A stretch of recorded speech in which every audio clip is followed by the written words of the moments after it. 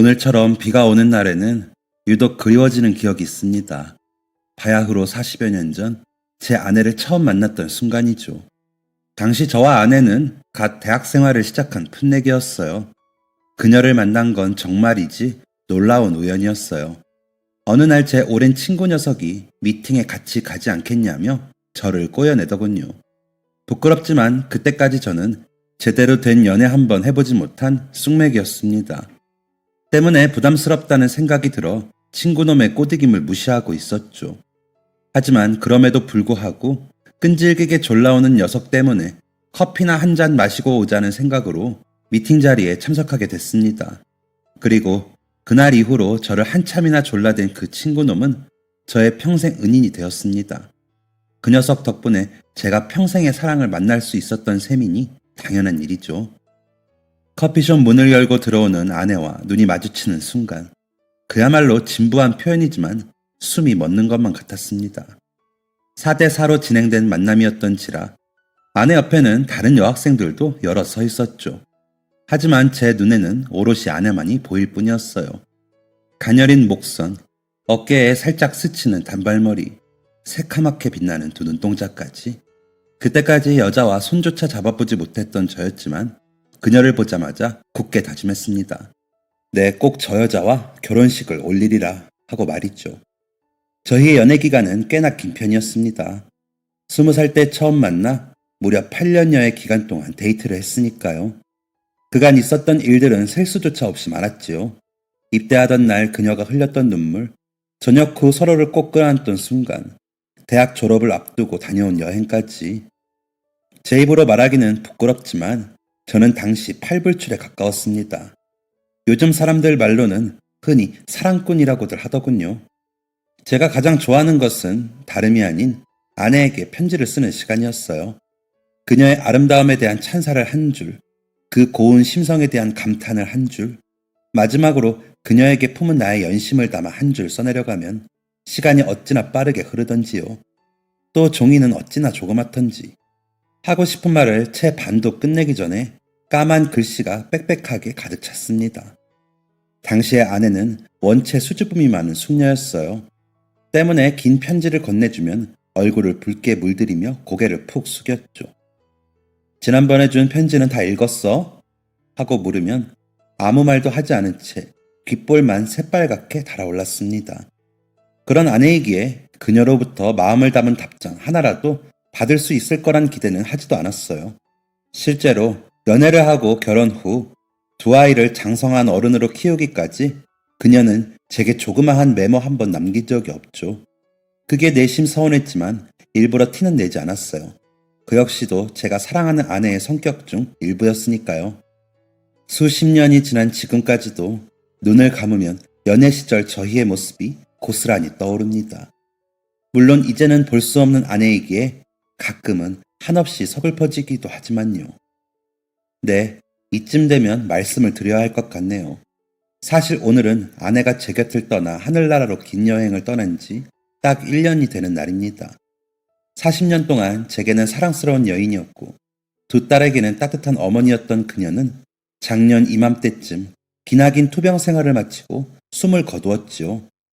아내와 사는 내내 저는 정말 행복했습니다. 반면에 아내에게는 너무나 힘든 짐을 많이 떠안기곤 했죠. 아내를 처음 만났던 그날 이후로 딱 8년이 되던 날, 저희는 꿈에 그리던 결혼식을 올렸습니다. 어린 시절 부모님을 여의고 혼자서 지내온 그녀였기에 저는 꼭 든든한 버팀목이 되어주고 싶었어요. 하지만 현실은 녹록치가 않더군요. 원체 고지식 하셨던 저희 아버지께서는 아내를 처음 만나던 날부터 언성을 높이셨습니다. 천의 고아인 주제에 누구 자식을 넘보냐며 험한 말도 많이 하셨죠. 그럼에도 불구하고 그녀는 오직 저라는 남자와 평생을 함께 하겠다는 일념으로 그 모든 모욕을 견뎌내 주었습니다. 그렇게 큰 산을 하나 넘었다고 생각하자마자 또 다른 위기가 찾아왔어요. 아내 뱃속에 저희의 2세가 자리 잡았다는 사실을 알게 된 당일이었죠. 첫째 딸을 임신했다는 소식을 전해드리자마자 어머니께서는 노발대발하며 화를 참지 못하셨어요. 3대 독자 집안에 시집와서 첫째부터 계집애라니 말이 된다고 생각하니? 하고 소리를 지르시기까지 했죠. 자라면서 단 한 번도 어머니께 혼인한 적 없던 저는 그저 당황스러운 마음에 아무런 대응도 하지 못했습니다. 아내는 제 옆에서 하염없이 눈물을 흘릴 뿐이었고 아버지는 그러게 내가 못 배운 며느리는 드리는 거 아니랬잖아 하며 배에 아이를 품은 아내의 면전에 담배 연기를 뻐끔뻐끔 뿜어내셨죠. 그날 다시 차를 운전해서 서울로 올라오던 길에 아내가 소리 없이 흘렸던 눈물을 기억합니다. 축복처럼 찾아온 아이를 차마 환영하지도 못한 채 죄책감부터 느껴야 했던 제 아내의 마음이 얼마나 고통스러웠을지 저는 감히 상상조차 하지 못하겠네요. 부모님의 예상치도 못했던 모습을 보고 온 날, 저는 이렇게 사는 건 옳지 않다는 생각을 했습니다. 그리고 아내에게 깜짝 선언을 해버렸지요. 여보, 우리 더 이상 우리 부모님과 연락하고 지내지 말자. 그 말을 듣자마자 제 아내는요, 그 착하디 착한 여자는 오히려 펄쩍 뛰며 손사래를 쳤어요. 당신 무슨 소리를 그렇게 해? 말도 안 되는 소리 하지 말아요, 정말. 하지만 저도 차마 질 수는 없었어요. 가끔은 엄격하셨어도 저에게만큼은 마냥 따뜻한 모습만 보여주셨던 부모님이지만 제가 사랑하는 여자와 제 자식들에게 그처럼 모질게 대하실 거라면 차라리 연을 끊는 게 낫다고 생각했으니까요. 그 이후로도 아내는 종종 이번 주말에는 시댁에 가서 잘못했다고 사과드리고 와요. 하다못해 인사라도 좀 드리고, 응? 하고 넌지시 말했지만 저는 물러서지 않았습니다. 누군가는 이런 저를 보고 불효자식이라고 부르실 수도 있어요. 하지만 당시에 저는 제 아이를 가진 여자에게 말도 되지 않을 만큼 심한 모독을 한 부모님과 계속 연을 이어갈 수가 없었네요. 그렇게 세월은 빠르게 지나갔고 어느새 저희 부부에게는 복숭아처럼 뽀얗고 귀여운 딸아이가 생겼습니다. 누구나 자식 앞에서는 팔불출이 된다고 하지만 저는 그 정도가 남 달랐던 것 같네요. 직장에서 일을 하면서도 하루 종일 머릿속에서는 딸아이 생각뿐이었으니까요. 아이가 하고 싶다는 것은 다 시켜주고 싶어서 밤을 새워 야근하는 일이 허다했지만 그럼에도 매 시간마다 집으로 전화를 걸어 와이프와 아이의 목소리를 듣곤 했습니다. 저희 첫째 딸 희진이는요, 제 딸이라서 그런 게 아니라 정말이지 똑부러진 아이입니다. 3살이 되기도 전에 말을 떼었고 5살 무렵부터는 혼자 동화책까지 술술 읽었을 정도예요. 게다가 2살 터울인 동생 희수에게도 어찌나 착한 언니인지 두 녀석이 싸우는 모습을 본 게 한 손으로 꼽을 수 있을 정도죠. 아니, 사실 두 딸아이가 어떤 유년 시절을 보냈는지 저는 정확하게 알지 못합니다. 둘째 희수의 출산 예정일을 채 일주일도 남기지 않고 교통사고를 당해버렸거든요. 당시 아내는 배가 남산만큼 부른 만삭 임산부였습니다. 그 무거운 몸으로 희진이를 정성껏 돌봤고 제게도 아침 저녁을 상다리가 부러질 만큼 차려주던 만점 아내이자 엄마였죠. 사고를 당하던 날의 기억은 아직까지도 생생합니다. 1992년 5월 4일. 그날은 월요일이었고 어린이날을 딱 하루 앞둔 날이었어요. 아침에 출근을 하며 여느 때처럼 아내와 깊은 포옹을 했고 다시금 만삭이 된 그녀의 배를 쓰다듬었습니다. 또 머리카락이 복슬복슬하게 자란 희진이의 뺨에도 입을 맞춰주었죠. 그렇게 평범하게 자동차를 몰고 회사로 향하던 중 저는 공사 현장으로 시멘트를 운송하던 레미콘과 충돌 사고를 겪었습니다. 아내의 말을 빌어 설명하자면 당시에 저는 다시 살아나는 게 기적일 정도로 심한 부상을 입었다고 해요. 의사는 단호한 표정으로 해드릴 수 있는 수술을 다 하더라도 의식을 회복하지 못할 가능성이 높습니다. 라고 말했지만 아내는 차마 저를 포기할 수 없었다고 하더군요. 그래서 그간 모아둔 적금을 해지하여 제 수술비를 댔고 정작 자신은 둘째를 출산한 뒤 단 하루도 제대로 쉬지 못하고 바로 일자리를 구해야 했다고 합니다. 시가와는 연락이 끊어진 지 오래. 친정 부모님은 이미 한참 전 세상을 떠나신 상태로 그녀가 얼마나 모진 세월을 홀로 견뎌야 했을지를 상상하면 그저 마음이 천갈래 만갈래로 찢어지는 것만 같습니다. 아내는 당연히도 둘째를 혼자 낳아야 했어요. 분만실에 우렁찬 둘째 딸의 울음소리가 울려 퍼지던 순간 아내 역시도 뜨거운 눈물을 흘렸다고 합니다. 그래도 축복이 찾아와 주니 얼마나 다행인가 싶은 마음이 반이었고 나머지 반은 여자 혼자 두 딸아이를 어떻게 책임져야 하나 싶은 걱정이 가득했다고 하더군요. 한 번은 염치를 불구하고 저희 부모님께 연락을 드린 적이 있다고 합니다. 당장 내일 아침으로 먹을 쌀조차 다 떨어졌기 때문이었죠. 아이들 분유값이 없었던 것은 물론 기저귀조차 빨았어야 했기 때문에 정말이지 최후의 수단으로 시댁에 전화를 걸었다고 했어요. 하지만 돌아온 대답은 차갑기 그지 없었다네요. 내 아들 신세 망쳐놓고 뻔뻔스럽기는 니깟 계집애만 없었어도 우리 아들 지금쯤 얌전하고 예쁜 부인이랑 건강하게 지내고 있었을 거다. 두꺼비 같은 사내 아이도 하나 낳았겠지. 하며 땡전 한 푼이라도 받을 생각은 말라고 엄포를 놓으셨다고 합니다. 게다가 저 말고 아내가 사고를 당했어야 했다며 협박에 가까운 악담까지 퍼부으셨다네요. 저는 아이들이 전부 성인이 된 뒤에야 이런 일이 있었다는 사실을 알게 됐습니다. 그 전까지 아내는 제 속을 태워가며 비밀처럼 이 일을 감춰왔던 겁니다. 안 그래도 부모님께 등을 돌린 제가 더 큰 불효를 저지르지 않았으면 좋겠다는 마음 하나로요. 여튼 그날의 날선 통화 이후로 아내는 가장으로서 이전보다 더욱더 피땀을 흘려가며 살아야 했습니다. 일주일 내내 단 하루도 쉬지 않고 식당 아르바이트와 신문 배달 일을 했죠. 새벽 5시에 일어나 등에는 첫째를, 앞에는 둘째를 들쳐매고 동네를 누비며 조간신문을 돌렸다고 합니다. 또 낮 시간 동안에는 희진이와 희수를 어린이집에 맡긴 채 기사 식당에서 설거지며 서빙 일을 도맡아 했고요. 그러면서도 두 딸을 어찌나 금지옥엽 키웠는지 아이들은 너무나 건강하고 해맑게 잘 자라주었습니다. 학교 숙제 한 번 밀린 적이 없었고 그 나이 또래라면 당연히 하는 반찬 투정도 부리지 않았어요. 오히려 엄마가 무리라도 할까 나서서 설거지며 빨래를 하면 했지 단 한 번도 속을 썩인 적 없는 예쁜 딸들입니다. 꼭 필요할 때마다 곁을 지키지 못했던 아비도 원망하지 않았고 매일 저녁마다 제가 다시 깨어날 수 있도록 기도까지 했다고 하더군요. 참 누굴 닮아 이렇게 정이 많고 사랑이 넘치는지 제 엄마를 거푸집처럼 빼다 놓은 두 아이들에게도 그저 고마운 마음뿐입니다. 아내는 원래 몸이 약한 편이었어요. 한절기면 늘 감기를 달고 살았고 1년 중 반 정도는 기침을 하며 보냈죠.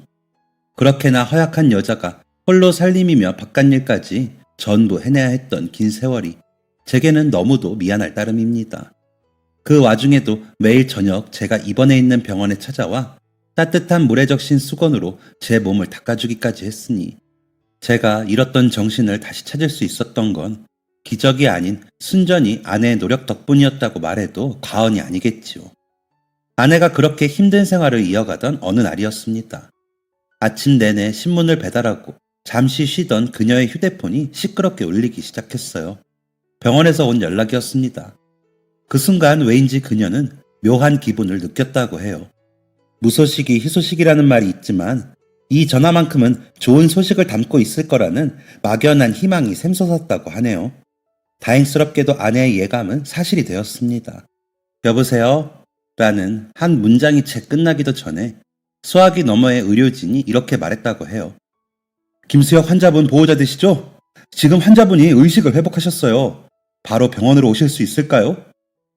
아내는 추후에도 이때 당시의 기억을 더듬을 때마다 이 말을 토시 하나 틀리지 않고 말하곤 했어요. 죽는 순간까지 잊을 수 없을 것 같다면서요. 그렇게 저는 첫째 딸이 7살, 둘째가 5살이 되던 해에 의식을 회복했습니다. 처음에는 몸을 제대로 움직이는 것조차 힘들었어요. 무려 5년이라는 기간 동안 움직임 없이 침대 위에 누운 채로 보냈으니 어찌 보면 당연한 일이었죠. 병원에서 다시 걷는 방법을 익히는 내내 어찌나 답답하고 미칠 것 같던지요. 내 다리가 내 것이 아닌 것처럼 느껴져 금방이라도 욕을 내뱉고 싶었던 적이 한두 번이 아니었습니다. 두 발을 딛고 일어서는 것만으로도 허벅다리가 덜덜 떨렸어요. 한 발 내디디려다가 머리부터 땅바닥에 박으며 넘어지기도 수십 번이었고요. 아내가 앞에서 할 수 있다고 한 번만 더 해보자고 응원을 하는데 오죽하면 그런 아내가 밉게 느껴지기까지 했습니다. 차라리 기대를 하지 말지. 그랬다면 나도 깔끔하게 포기해버릴 수 있었을 텐데 하는 바보 같은 원망도 했었고요. 길거리에서도 아내의 부축을 받으며 열심히 감각을 되살리려 애썼습니다. 바닥이 평평한 병원과는 다르게 한여름에 달궈진 아스팔트는 그야말로 위험 그 자체였어요. 아내가 잠시 한눈을 팔면 그새 넘어져 무릎이 깨지고 이마에서 피가 줄줄 흘렀지요. 하루는 힘듦을 견디지 못하고 아내에게 못된 말을 하기도 했습니다. 이게 사는 거냐고. 두 발로 뛰기는커녕 3살짜리 꼬마보다도 걸음마를 못 뗐으니 살고 싶지 않다고 말이에요. 당시에 저는 사내가 돼서 자식과 아내도 건사하지 못하는 못난 놈이 될까봐 매일같이 전전긍긍했습니다.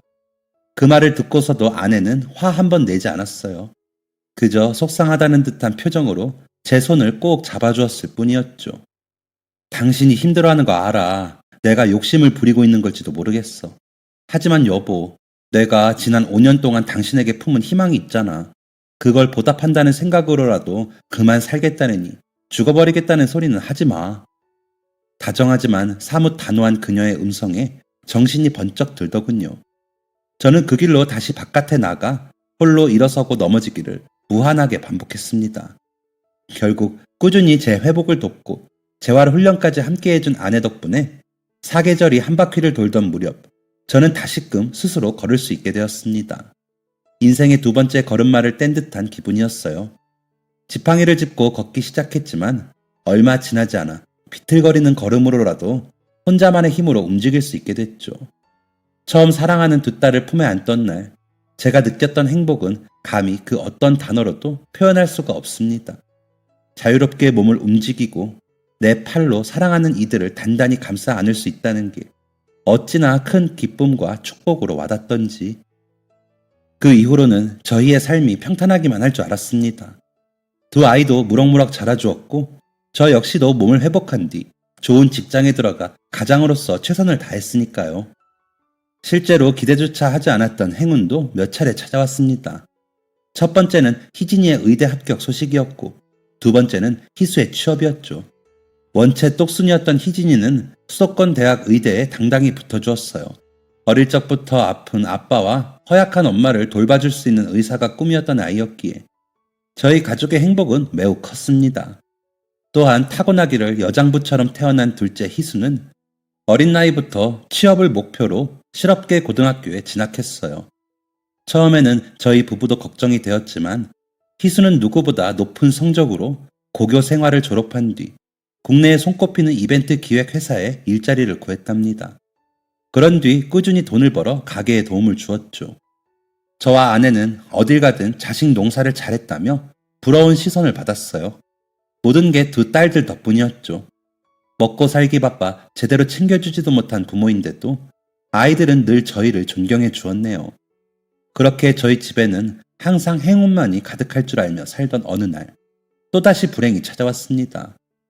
아내의 기침이 몇 달째 그치지 않아 찾아간 병원에서 폐암 판정을 받게 된 거예요.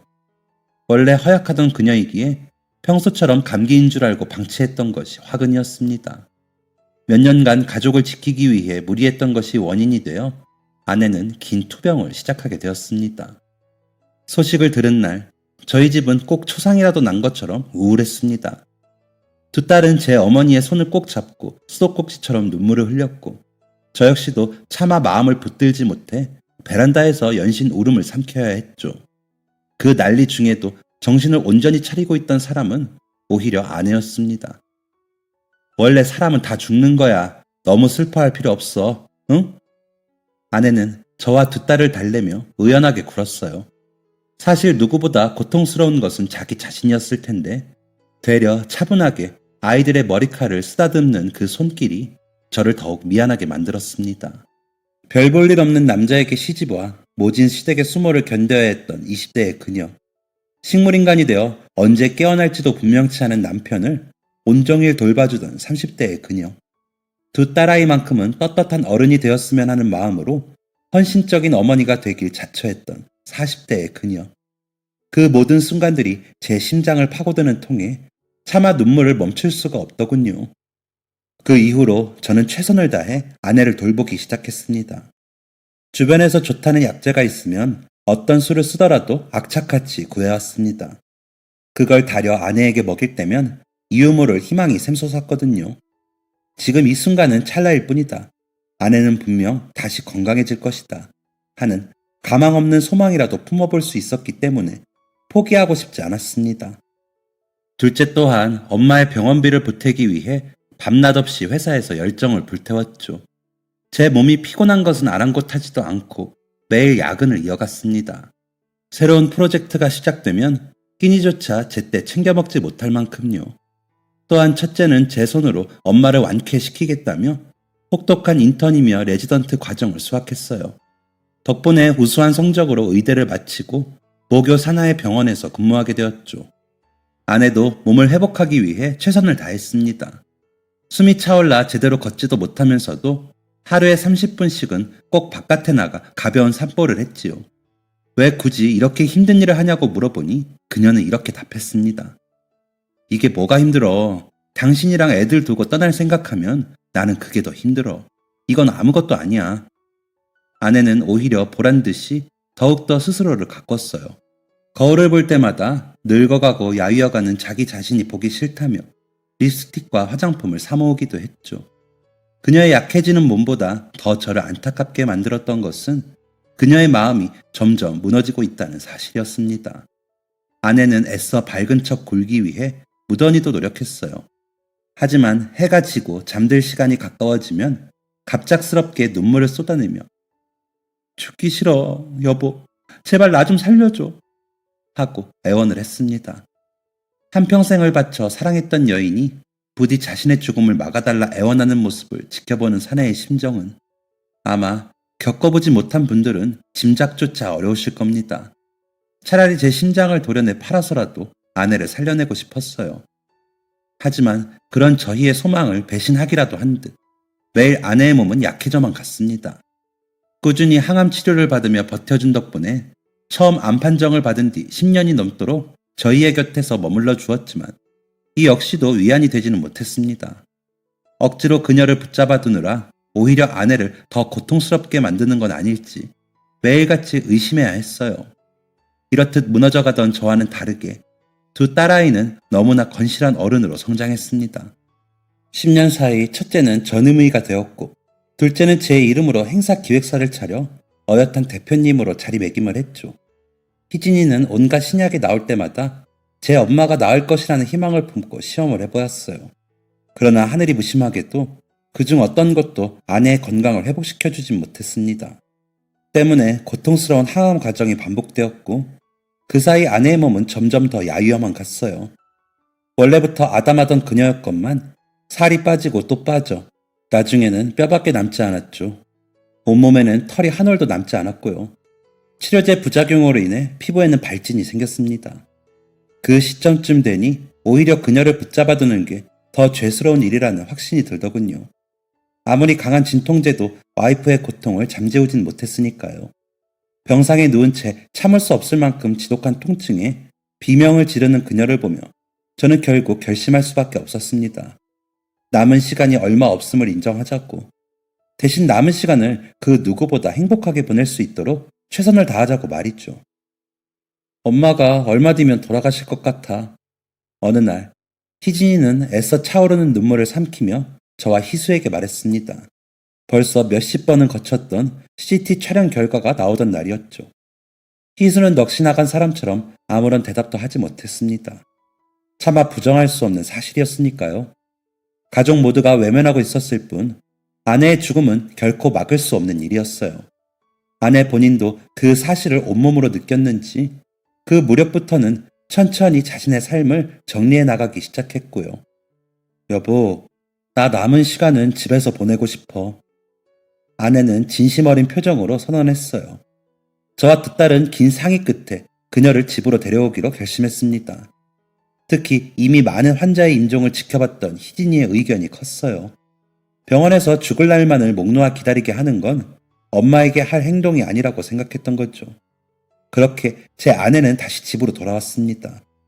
하지만 꾸준히 약값을 대기 위해서 저는 일을 나가야만 했어요. 때문에 그녀를 홀로 내버려두는 시간이 꽤나 길었습니다. 그래도 아내는 불평 한마디 하지 않았어요. 오히려 저와 희수 그리고 희진이를 위해 집을 쓸고 닦았고 가끔 밑반찬을 만들기도 했습니다. 제발 그러지 말라고 누워서 쉬라고 말을 해도 가만히 있지 않았어요. 그때는 그 행동을 이해할 수 없었지만 이제와 생각해보니 알 것도 같네요. 그게 아내 나름의 이별을 준비하는 방식이었다는 걸 말이죠. 그리고 남겨질 저와 두 딸도 저희 나름의 이별을 준비하기 시작했어요. 이건 모두 둘째인 희수의 의견이었죠. 우리 엄마를 위해서 작은 파티를 열면 어때요? 처음 그 말을 들었을 때는 조금 엉뚱한 아이디어라고 생각했어요. 하지만 아이의 말을 더 듣다 보니 알 것 같더군요. 아내를 마냥 꽁꽁 감싸기만 하는 건 답이 아니라는 것을요. 실제로 아내도 비슷한 말을 한 적이 있었습니다. 자신이 곧 세상을 떠날 것이라는 것은 스스로도 안다고 말이죠. 그러니 부디 자기를 환자 취급하지 말고 남은 시간이라도 즐겁게 보낼 수 있도록 도와달라고 했습니다. 그때는 마침 저와 아내가 결혼을 한 지 40주년이 되던 때였어요. 그래서 저희는 처음이자 마지막이 될 결혼기념일 파티를 열기로 결심했습니다. 아내에게는 비밀로 한 채 행사를 준비해야 했어요. 마침 작은 딸이 운영하는 회사가 행사를 기획하고 개최하는 일을 하고 있었던 덕분에 큰 도움을 받을 수 있었네요. 다양한 소품들을 준비하고 아내가 좋아하던 과일과 다과류를 구매했습니다. 예쁜 현수막도 제작했고요. 저희에게 주어진 시간은 결코 길지 않았습니다. 아내가 버텨줄 수 있는 기간 동안 모든 것을 완벽하게 준비해야 했죠. 저와 두 아이들 모두 최선을 다했습니다. 덕분에 다행스럽게도 파티를 열기 사흘 전 모든 준비를 마칠 수 있었고요. 그런데 늘 비극은 예상치 못한 순간에 찾아오더군요. 행사를 불과 이틀 남긴 날이었습니다. 갑자기 희진이로부터 전화가 왔더군요. 엄마가 집에서 쓰러져서 갑작스럽게 병원으로 옮겨왔다고 말이죠. 딸애가 새벽까지 근무를 마치고 퇴근을 해서야 쓰러진 엄마를 발견했다고 하니 자칫 조금만 더 늦었더라면 돌이킬 수 없는 상황이 벌어졌을지도 모르는 일이었습니다. 그날 간신히 아내의 숨을 붙여놓고 희진이는 정신을 잃을 때까지 뜨거운 눈물을 흘렸어요. 더 이상 이런 노력이 무슨 의미가 있어요, 아빠. 난 오히려 엄마를 괴롭게 만드는 것 같아요. 더는 못하겠어요. 아이를 위로하고 싶었지만 저로서도 해줄 수 있는 말이 없었습니다. 그 순간 저는 그저 못난 아비의 못난 남편이었을 뿐이었어요. 5년간 제 병수발을 드느라 병에 걸린 아내, 차마 딸을 달래줄 수도 없는 아빠, 그게 저였습니다. 결국 아내는 호스피스 병동에 입원할 수밖에 없었어요. 24시간 내내 그녀를 지켜줄 의료진 없이는 단 한순간도 안심할 수 없는 상황이었으니 말이에요. 다행스럽게도 간신히 의식을 차리긴 했지만 아내는 차마 몇 마디 말을 할 기운조차 없는 듯 보였습니다. 여보, 제발 내 곁에 조금만 더 있어줘. 응? 그녀의 손을 잡고 간절히 애원했습니다. 아내는 힘없는 눈빛으로 그저 저를 바라볼 뿐이었고요. 그 맑은 눈동자에서 몇 방울의 눈물이 떨어지는 걸 보니 누군가 제 심장을 도려내는 듯 통증이 느껴지더군요. 그리고 그 순간 저는 깨달았습니다. 아내가 진정 원하는 게 무엇인지 말이에요. 그녀는 남겨질 저희가 아프지 않길 바랐던 겁니다.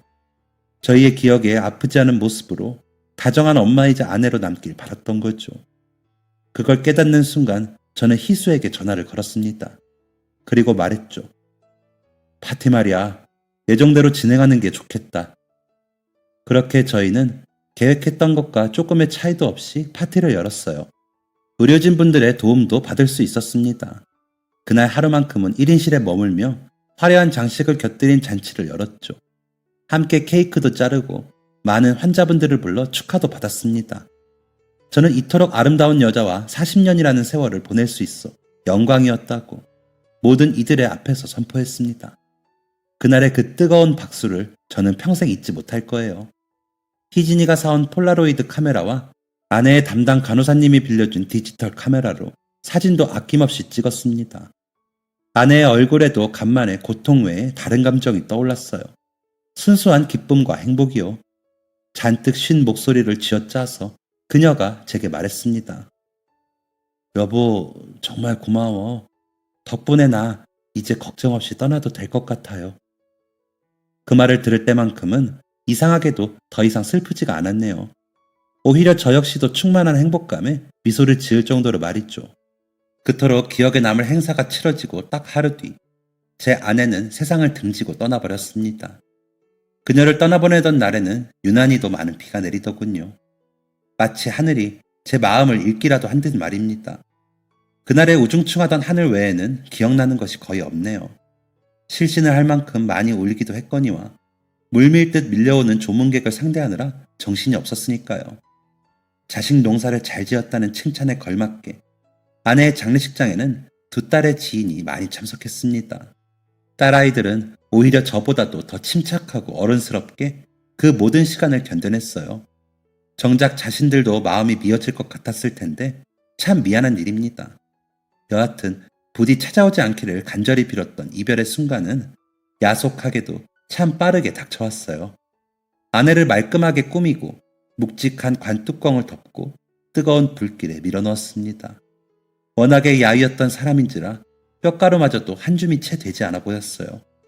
납골 땅에 아내를 안치하고 다시 서울로 돌아오는 길이 어찌나 낯설던지요. 그녀의 향기가 아직 남아있는 집안에 저 홀로 머물러야 한다는 사실이 어찌나 거짓말 같던지요.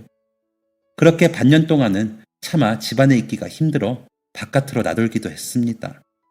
고맙게도 두 딸이 저에게 많은 신경을 써준 덕에 서서히 현실을 받아들일 수 있게 되었고 다시 집으로 돌아와 그녀의 흔적을 정리할 수 있었어요. 냉장고 문을 여니 아내가 6개월 전 만들어둔 갖가지 밑반찬이 보이더군요. 이미 곰팡이가 슬어 먹을 수 없는 상태였지만 그걸 보니 다시금 눈물이 샘솟았습니다. 제가 특히 좋아하던 깻잎 장아찌, 희진이가 어릴 적부터 자주 먹었던 장조림, 그리고 막내딸의 18번인 간장게장까지. 그 모든 걸 차마 버릴 수 없어 막무가내로 냉동실에 집어넣었어요. 아내의 옷과 사진도 정리하기는 이른 듯하여 박스에 꾸겨 넣었죠. 대청소가 끝나고 나니 한층 비어 보이는 집에서 더 이상은 흐르지도 않는 눈물을 쥐어짜며 오열을 했네요. 사랑하는 이를 다시는 만날 수 없다는 사실을 받아들이는 게 이토록 힘든 일인 줄은 미처 몰랐습니다. 그런데 그 순간 한 곳에 몰아넣었던 아내의 옷 무더기 사이로 작은 종이 쪽지가 삐져나와 있는 걸 발견했습니다. 처음에는 미처 버리지 않았던 영수증인 줄 알았어요. 호기심에 끝부분을 붙잡고 잡아당기자 그 형체가 온전히 드러났습니다. 그건요, 아내가 정성스럽게 한 글자씩 눌러 쓴 쪽지였어요. 그 내용은 이랬습니다. 당신과 첫 데이트를 하던 날 입었던 원피스. 그걸 보는 순간 알 수 있었습니다. 이게 끝이 아니라는 걸 말이에요. 분명 집안 곳곳에 더 많은 흔적이 남아있을 거라는 직감이 느껴지더군요. 그렇게 애써 정리해둔 짐을 다시금 미친 사람처럼 뒤적거렸습니다. 그녀가 아끼던 그릇들 사이에는 아내의 특제 불고기 양념장 레시피가, 화장품을 진열해둔 테이블 위에는 제가 주기적으로 발라야 하는 알러지 방지 로션 정보가 적혀있는 쪽지가 끼워져 있었죠. 또한 옷장에 걸려있던 블라우스에는 희진이에게 물려줄 것, 세련된 청바지 주머니에는 희수가 입으면 예쁠 것 같아 라는 메모가 끼워져 있었고요. 평생 부끄럽다며 단 한 번도 써주지 않았던 쪽지를 하늘나라로 떠나는 길에야 남겨준 그녀가 약간은 원망스러웠어요. 그래도 목 울 때를 간지리는 울음을 참아야 했습니다. 하늘에서 저를 지켜볼 아내가 슬퍼할 테니까요. 하지만 그 짧은 쪽지들 사이에서 길다란 장문의 편지를 발견하던 순간 그 모든 결심은 일순간 와르르 무너져 내리고야 말았어요. 아내가 가장 좋아했던 연보랏빛 편지지 위에는 병마와 싸우느라 힘이 다 빠져버린 손으로 한자씩 꾹꾹 눌러 적은 아내의 마음이 새겨져 있었습니다. 여보, 이런 말 듣는 걸 좋아하지 않는 당신이지만 이제는 슬슬 마음의 준비를 해야 할 것 같아 글로나마 몇 자 남기기로 했어. 나는 곧 세상을 떠나게 될 것 같아.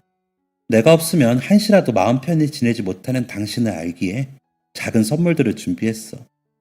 우리의 긴 추억이 깃든 이 집 곳곳에 보물을 숨겨놨으니 찾아봐. 아마 당신이 남은 평생 동안 노력하더라도 다 찾기는 어려울걸. 그러니까 우리 내기를 하나 하자. 아주 오랜 시간이 흘러 마침내 당신이 내가 있는 곳에 도착했을 때 말이야. 그때 보물을 몇 개나 찾았는지 꼭 알려줘. 내가 숨긴 걸 모두 발견했다면 당신이 이기고, 그렇지 않다면 내가 이기는 거야. 절대 포기하지 말고 중간에 멈추지도 마. 천천히 여유롭게 보물찾기를 하는 거야. 알겠지? 사랑해 여보. 그걸 발견하는 순간 마치 제 옆자리에 아내가 다시 살아온 것처럼 포근한 기분이 들었어요. 자신이 떠나고 난 뒤 시리에 빠져 삶을 포기할 제가 걱정되었던 걸까요? 그녀는 마지막까지 재미있는 놀이를 만들어 제게 선물해 주었습니다. 더 열심히 살라고, 더 떳떳한 아버지가 되라고 말이에요. 그 마음이 고스란히 전해진 덕분인지 더 이상 눈물이 나오지 않았어요. 오히려 아내를 떠나보낸 뒤 아주 오랜만에 깊은 미소를 지을 수 있었네요. 당장 사진을 찍어 딸아이들과 함께 나누던 단체 채팅방에 올렸습니다. 읽은 표시가 떴지만 답장은 한동안 오지 않았어요. 대략 한두 시간이 지나서야 희진이로부터 답이 왔습니다. 아빠, 저 퇴근하고 집에 잠깐 들릴게요. 곧이어 희수 역시도 오늘 저녁 같이 먹어요 하고 메시지를 보내왔습니다. 두 딸은 누가 먼저랄 것도 없이 불고기를 만들 수 있는 재료들을 한아름 사서 현관문을 열고 들어왔어요. 그날 저희는 정말 간만에 다시는 먹을 수 없을 줄 알았던 아내의 불고기를 먹을 수 있었습니다. 요리에는 영 재능이 없던 저지만 그녀가 어찌나 친절하게 레시피를 적어두었는지 곧잘 불고기 한 접시를 완성해냈죠. 어때? 엄마가 해줬던 거랑 비슷하니? 제가 두 딸에게 묻자 녀석들은 깜찍하게도 서로 시선을 주고받더라고요. 한참이나 대답 없이 웃음만 짓던 희수가 마침내 장난기 어린 목소리로 대답했습니다. 앞으로 주말마다 모여서 아빠가 해주는 불고기 먹어야겠다. 혹시 알아요? 계속 연습하다 보면 언젠가는 엄마 손맛이 날지. 딸들의 솔직한 평가를 들으니 저도 모르게 푸하하하고 웃음이 터졌습니다. 그렇게 아주 간만에 두 딸과 저는 말 그대로 파한대소를 하며 즐거운 저녁 식사를 했네요. 식탁 앞에는 내 가족이 웃으며 찍은 결혼 40주년 기념일 사진이, 입안에는 아내가 만들어주었던 것과 똑같은 달달한 불고기가, 그리고 제 앞에는 아내의 예쁜 눈과 코를 빼닮은 두 딸이 있었어요. 그제서야 알겠더군요. 그녀는 세상을 떠났지만 결코 저희의 곁을 떠난 것은 아니라는 걸 말입니다. 그 식탁 앞에서 저희 가족은 20여 년 전으로 돌아간 것만 같았어요. 고교 입학을 코앞에 둔 희진이와 갓 중학생이 된 희수, 그리고 젊은 날에 저와 환한 미소를 띤 와이프가 둘러앉아 있었죠. 그 누구도 아프지 않고 그 누구도 슬프지 않은 모습으로요. 온 가족이 한 곳에 모여 있다는 것만으로도 가슴 벅차게 행복했던 나날이 고스란히 떠올랐습니다. 아마 이 사연을 듣고 계신 여러분 중에서도 저처럼 사랑하는 가족을 먼저 떠나보낸 경험을 가진 분이 계실 겁니다. 그 텅 빈 듯한 마음을 전부는 아니더라도 어느 정도는 공감할 수 있어요. 제가 감히 여러분께 한마디를 드리자면 더 이상 그들을 만날 수 없다는 사실에 공허함을 느끼지 않으셔도 된다는 말을 하고 싶네요. 눈에는 보이지 않겠지만 아직도 그들과 함께 했던 추억과 기억은 우리 마음에 있으니까요. 우리가 기억하는 동안만큼은 적어도 그 시간 동안은 그들 역시 우리의 곁에 있다는 사실을 꼭 기억하시기 바랍니다. 그리고 먼 훗날 다시 그들과 만날 그 순간을 위해서 최선을 다해봐요, 우리. 저는 이제부터 하늘에 있는 아내에게 부끄럽지 않은 남편이 되기 위해 노력할 겁니다.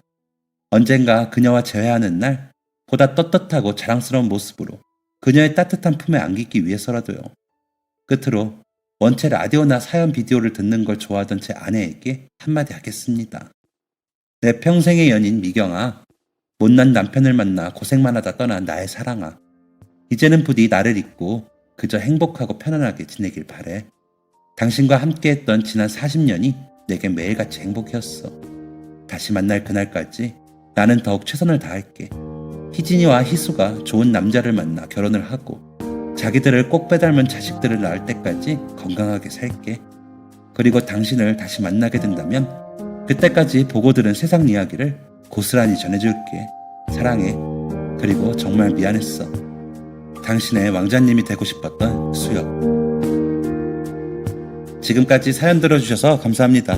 사연이 재밌으셨다면 구독과 좋아요를 눌러주세요. 감사합니다. 안녕히 계세요.